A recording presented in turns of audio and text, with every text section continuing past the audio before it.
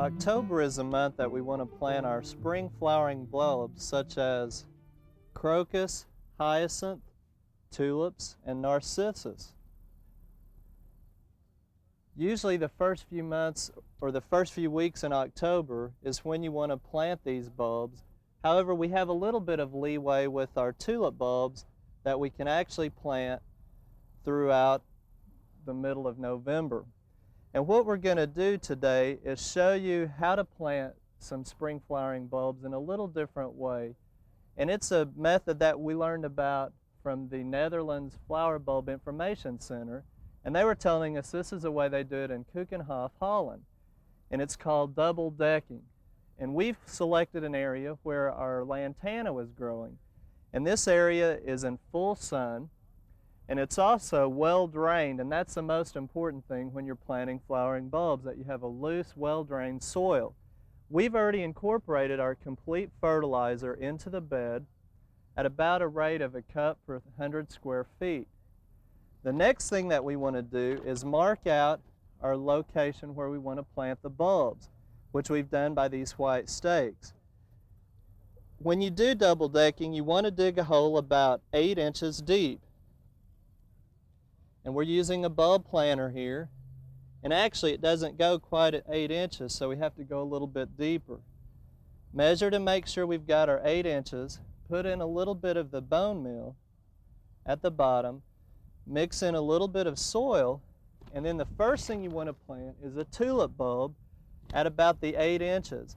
Now, because tulips and hyacinths don't really bloom at the same time, you want to make sure you get a spring flowering bulb or an early flowering spring bulb that's a tulip bulb, so hopefully it will bloom the same time as our hyacinth. Place a tulip bulb in with the pointed end up, and then cover up about 3 inches of soil. And then next you want to plant your hyacinth bulb right on top of it, and that's why it's called double decking. And again, the pointed end up.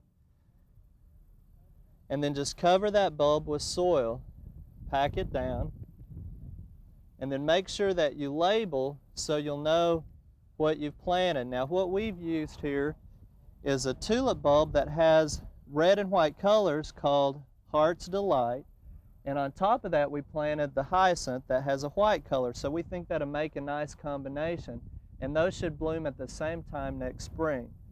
And we'll see how that goes.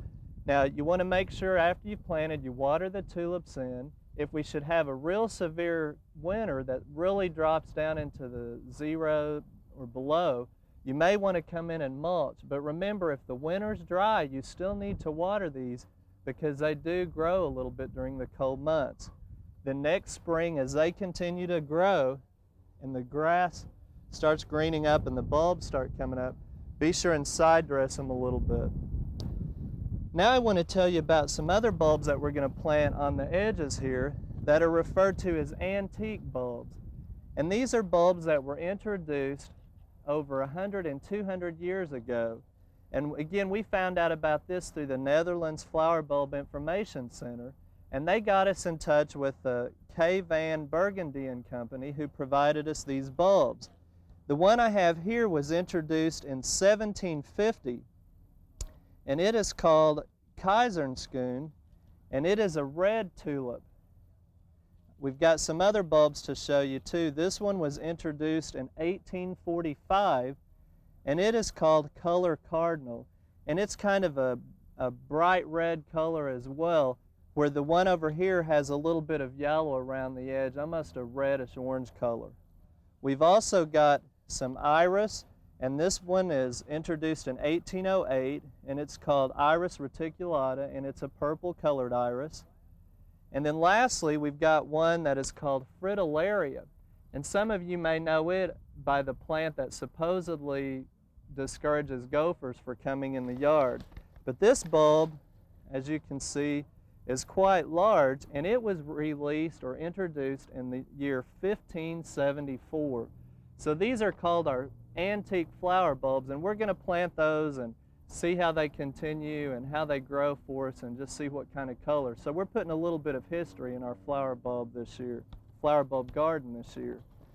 Now, These are planted just like you would your other bulbs, but if you're not quite sure the depth, check at your local garden center, and they always have a lot of information on planting depths on spring flowering bulbs.